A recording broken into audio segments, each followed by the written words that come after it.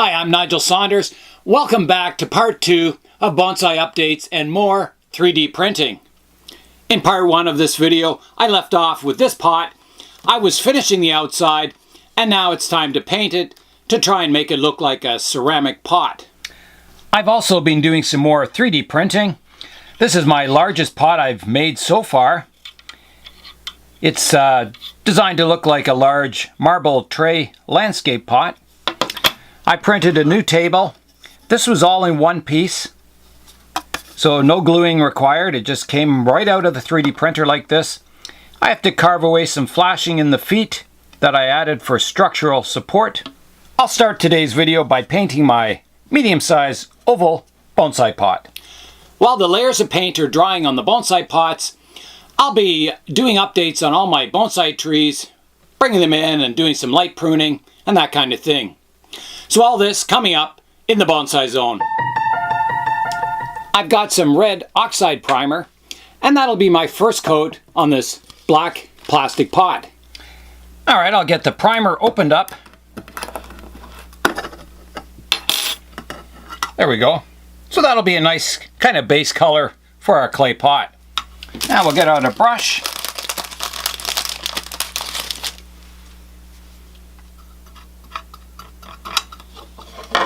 And start painting. So here I go. So my aim is to leave the feet sort of a clay color and have it painted so it looks like a glaze on the outer part of the pot. So hopefully it'll look like a nice clay pot when it's all done. If it doesn't, we'll try again. Paint goes on this plastic really nice. This is PLA plastic. It's a sort of biodegradable plastic. So we'll see how it stands up to use as a bonsai pot. So I'm going to paint inside and outside, covering all the surfaces. I could probably paint some of the pots just with the primer and they would look really good. If you were to just put paint straight onto the plastic, it wouldn't look as good. The primer has little particles in it that help fill cracks and voids and help smooth out the plastic. Especially this 3D printed plastic, which has a rough surface to begin with. I've got my 3D printed pot all painted up with my red oxide primer, so I'll let that dry and then we'll come back and have a look at it. While the oval pot dries here, I'm going to glue the feet on my marble type landscape pot. The first step will be to remove the feet. I think I'll just twist them off. Like that. So these feet will just sit under the pot like, let me get the right one, like that. There. Under the pot like that. Okay, so let's get them cleaned up. I'll get rid of all the little sprue pieces. And we'll clean up the pot also. Just get rid of the little burrs.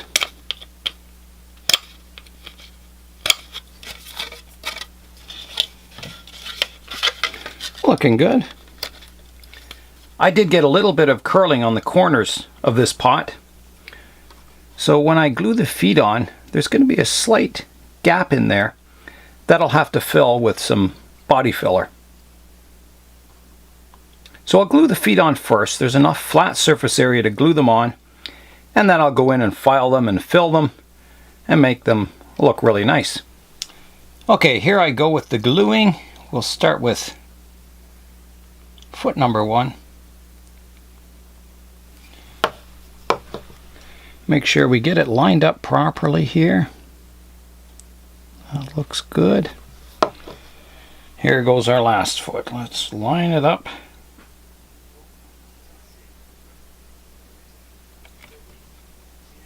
Perfect. That one went on really nice. Hold it down for a little bit. And that should be good. we have feet on the pot now. You can see how it looks.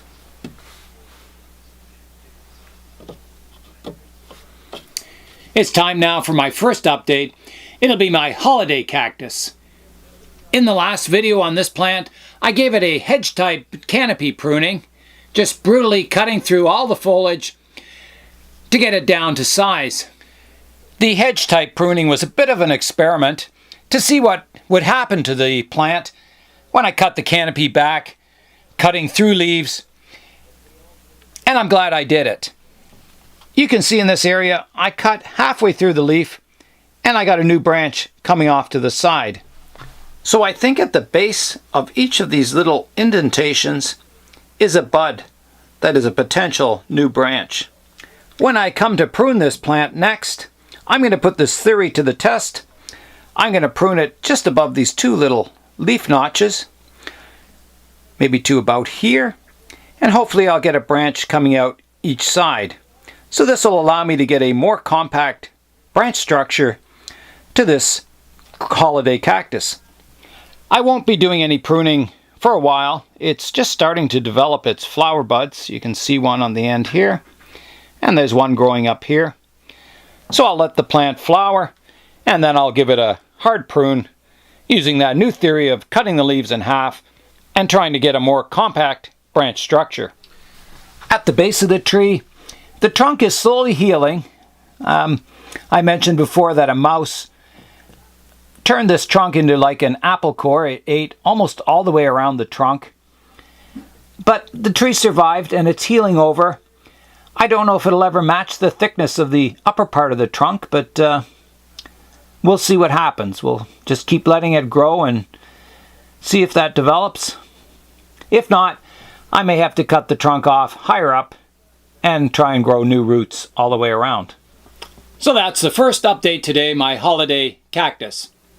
A viewer from Germany sent me a box of tamarind seeds last winter, and I planted probably 150 seeds, and I only got one that germinated, right here.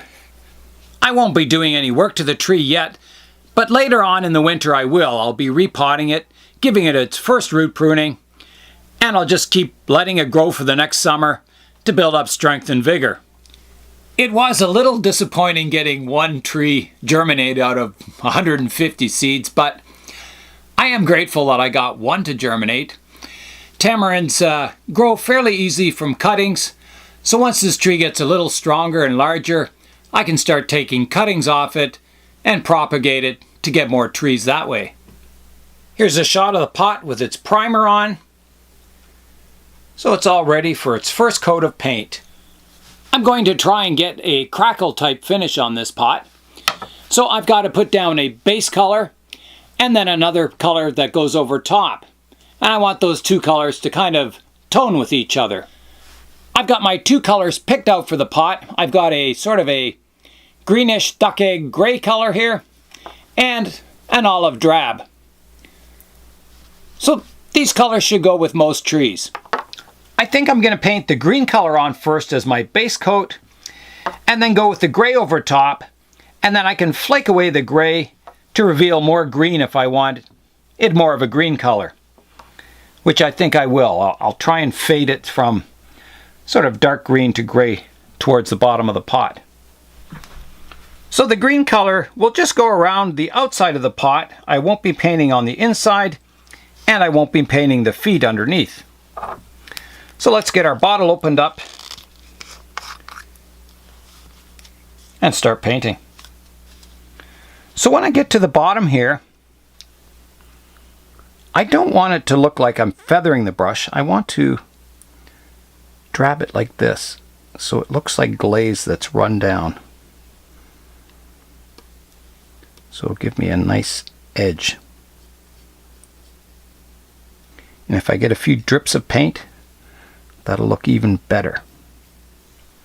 Around the top lip of the pot, I'll do the same thing. I'll kind of blob the paint on to give that look like the glaze is just flowing down from the heat of the kiln. There's a good blob there.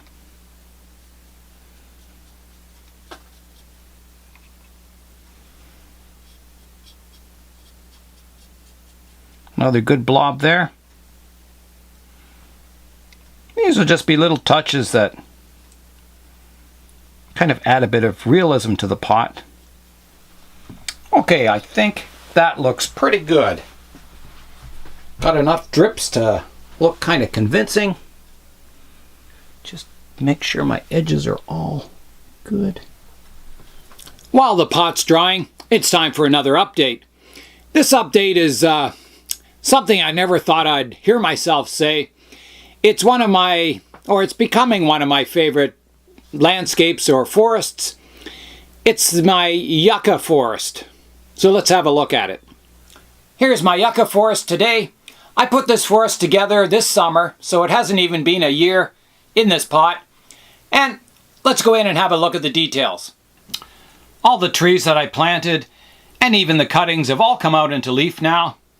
They haven't grown really strongly yet, but they'll get there.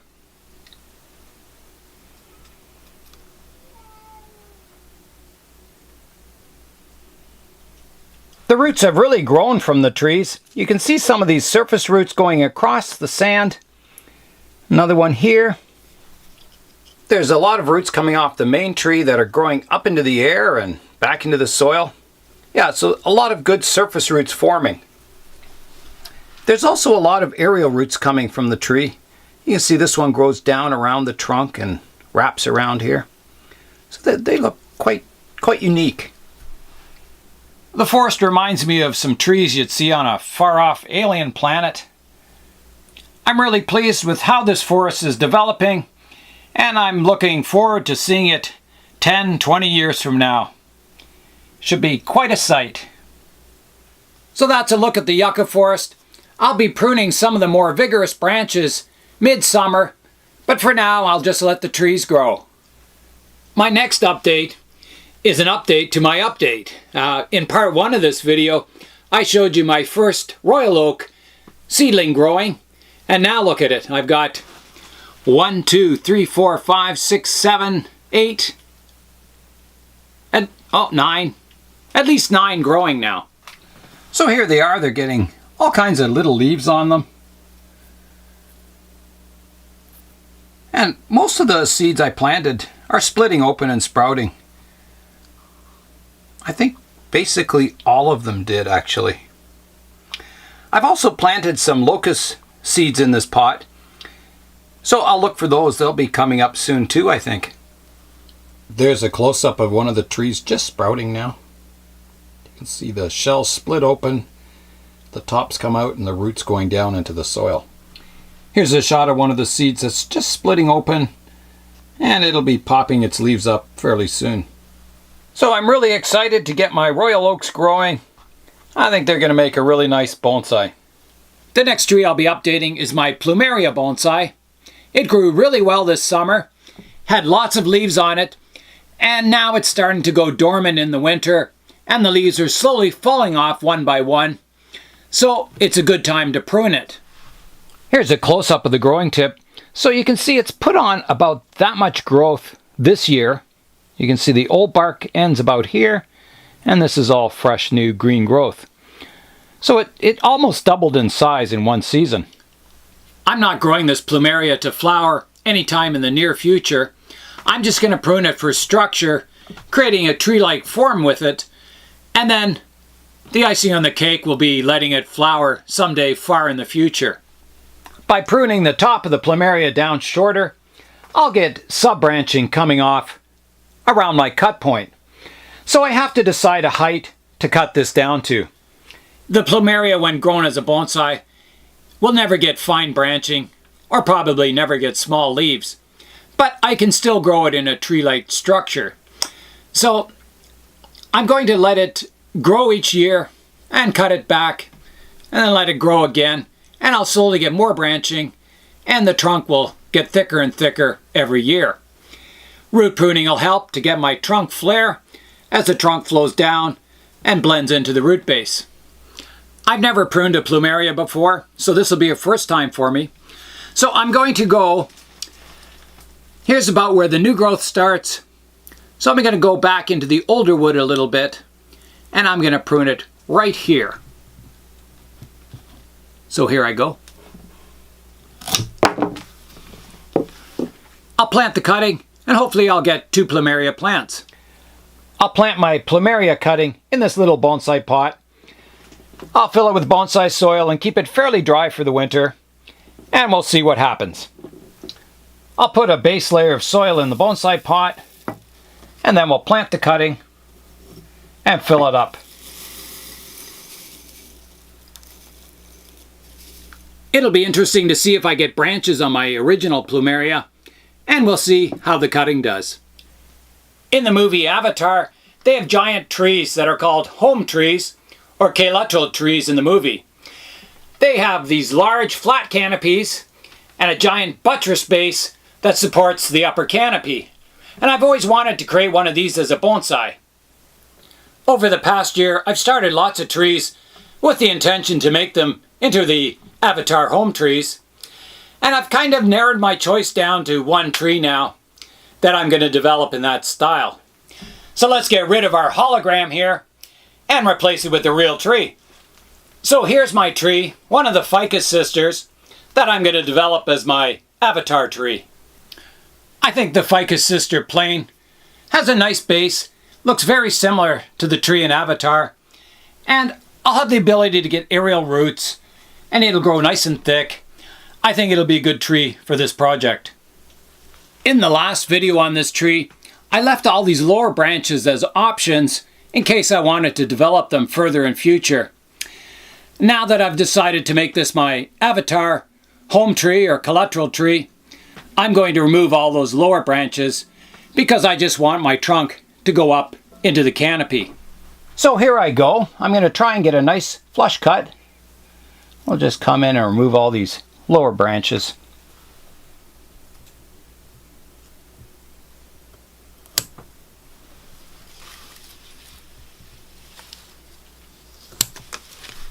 So I'm just working my way around the tree, removing all these lower branches.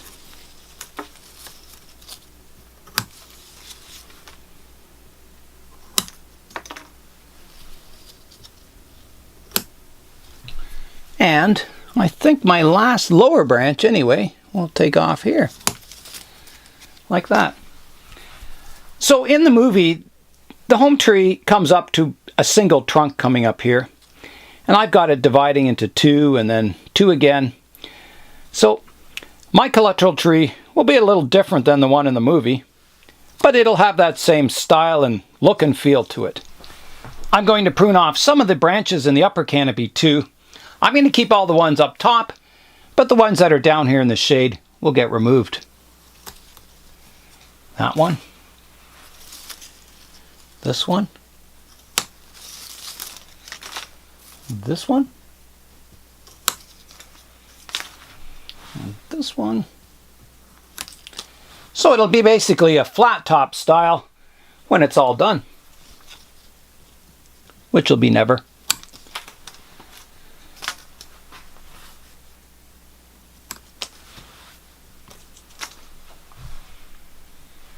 I think we'll go up even higher here.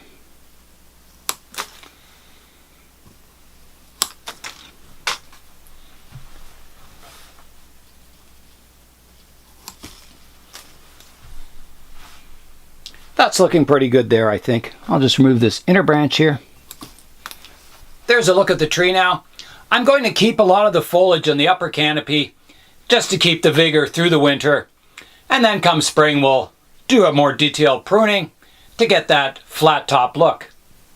Here's a rotational view of the tree now. We'll go around 360 degrees, just like the hologram.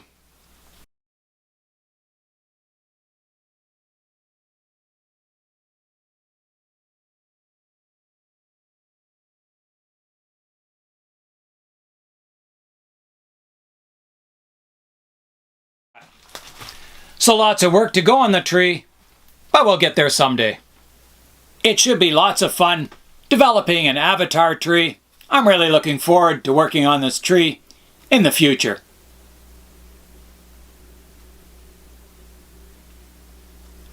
The green pot is still not dry. Because I put the paint on so thickly, I think I'll have to let it dry overnight. So I may have to continue painting the pot in part 3 of this series. The next update is my acacia seedlings.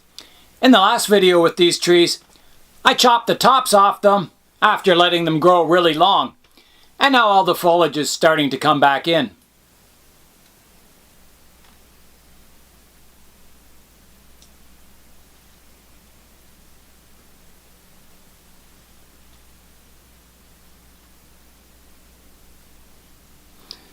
My last task in this video will be to carve out the flashing on the feet of this bonsai stand. This stand was printed upside down like it's shown here, and in order to build up this foot layer by layer, I had to add some flashing in here to support the foot while it's printing. I'll carve out that flashing now, and we'll see what the feet look like. I'll use an X-Acto knife and come in and carefully carve it away. There's the first foot done. You can see it kind of has a bit of an open space now. I've got my feet finished on the bonsai table now. It's really nice being able to look in a magazine and find a pot or a stand that you like, model it in 3D and then print it out. It allows me to collect all my favorite styles of pots. There's lots of free 3D modeling software available on the web, and you can start out with modeling up something simple and develop your skills and then print off whatever you want. I'm lucky our local library has a maker space where you can use the 3D printer for free, and all you pay for is your materials. So the materials for my largest pot here came to $10 for the plastic. This medium-sized pot was about $6, and my stand was about $7. So that's about the price ranges you're looking at to print your small bonsai pots. It's almost the end of the day here. The sun's already setting. It's almost the end of the year. It'll be 2018 soon. I'll be starting season 5 of the Bonsai Zone. I can't believe it's been 4 years already. So I want to thank everyone for their support. And we'll be continuing this series, 3D printing and bonsai updates, in part 3. So join me then, Nigel Saunders, in the Bonsai Zone.